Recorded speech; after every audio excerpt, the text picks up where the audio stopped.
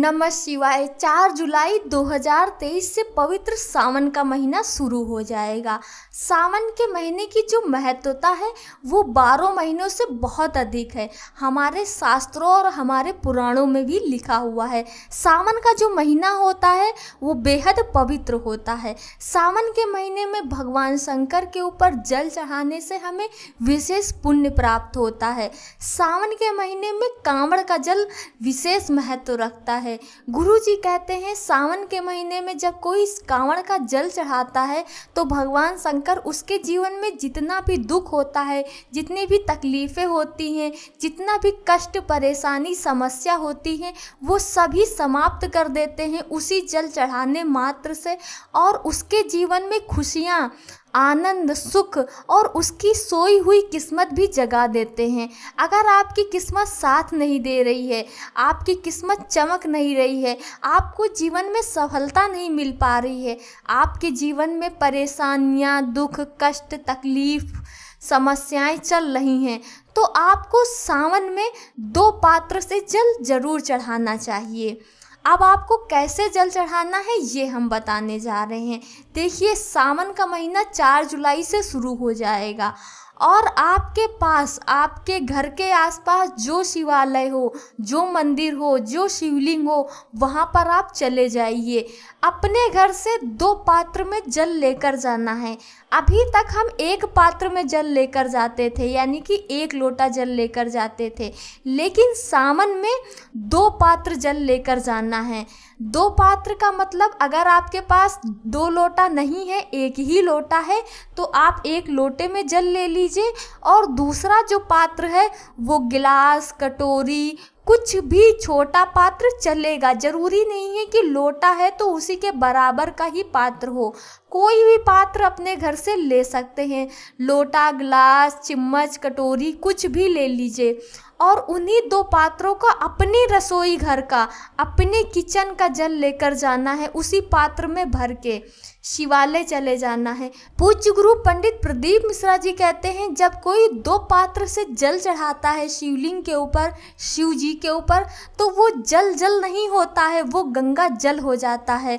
जैसे कि कांवड़िया चढ़ाते हैं, जब कांवड़िया जल चढ़ाते हैं तो उनके सारे दुख समाप्त हो जाते हैं। उसी तरह जब कोई 2 पात्र से शिवलिंग के ऊपर जल चढ़ाता है तो उसे शिव जी कांवड़ के जल के रूप में स्वीकार कर लेते हैं और उसकी ज़िंदगी की सारी तकलीफ़ें समाप्त कर देते हैं। दोनों पात्रों को जल चढ़ाते समय हमें ये ध्यान रखना है कि हमें ऐसा नहीं करना है कि हमने 1 पात्र से चढ़ा दिया, उसके बाद हम दूसरा पात्र लेकर गए हैं, उसके बाद में उससे चढ़ा दिया। ऐसा नहीं करना है।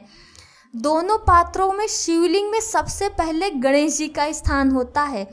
वहाँ पर आपको दोनों पात्र की जो धार है वो एक साथ रखनी है, कि यानी कि दोनों पात्र से जल जो है एक साथ गिराना है, एक साथ धार बराबर रखनी है।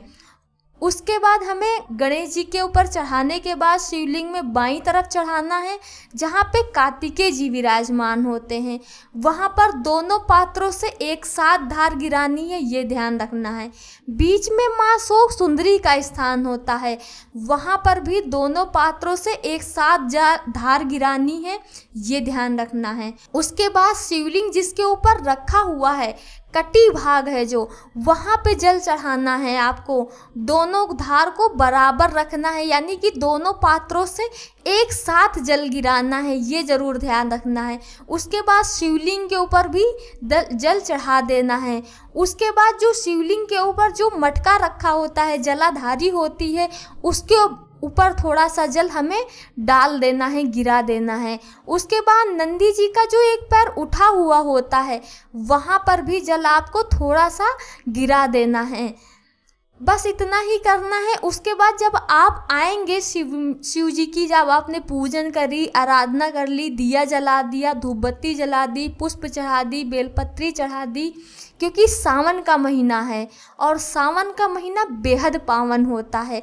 भगवान शंकर जी की आराधना अगर आपने सावन के महीने में कर ली तो आपके जीवन के सारे दुख समाप्त हो जाएंगे, ये पक्का है। कहते हैं कि ब्रह्मा जी उतना ही देते हैं जितने आपने कर्म किए हैं, वो उतना ही लिख देते हैं, और विष्णु जी उतना ही देते हैं जितना ब्रह्मा जी ने लिख दिया है।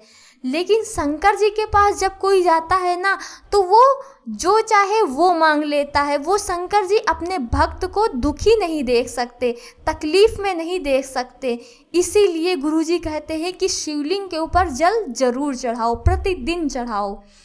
जब आप वहाँ शिवलिंग से शिव जी के पास से वापस आने लगिएगा, तब जो शिव जी का जो द्वार है, मंदिर की जो चौखट है, उसके दाहिने साइड पे मणिभद्र जी का स्थान होता है। कभी भी शिवालय की चौखट जो होती है, उस चौखट पे पैर नहीं रखा जाता है, क्योंकि वहाँ पे मणिभद्र जी विराजमान होते हैं।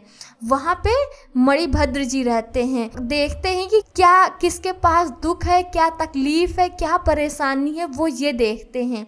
जब आप आइएगा तो थोड़ा सा 2 बूंद जल दाहिनी तरफ चौखट में जो शिव मंदिर है वहाँ पर आप चढ़ा दीजिएगा। जब आप चले आएंगे अपने घर, तो मणिभद्र जी जो हैं वो भगवान शंकर के सबसे प्रिय गण हैं। वो देखते ही रहते हैं कि कौन तकलीफ़ में है, कौन दुख में है, कौन परेशानी में है। तो मणिभद्र जी शंकर जी से बताते हैं कि ये भक्त आया था, ये तकलीफ़ में लग रहा था, ये कष्ट में लग रहा था, इसके जीवन में थोड़ा कष्ट ज़्यादा है, इसको प्रभु कृपा कर दीजिए। जैसे नंदी जी की बात भगवान शंकर जी सुनते हैं, वैसे मणिभद्र जी की भी बात भगवान शंकर जी बहुत मानते हैं। इसी तरह आपके जीवन में जो तकलीफ़ें चल रही होंगी वो सब समाप्त हो जाएंगी, सारी परेशानियां समाप्त हो जाएंगी। वीडियो को लाइक ज़रूर कीजिएगा, चैनल को सब्सक्राइब कीजिएगा।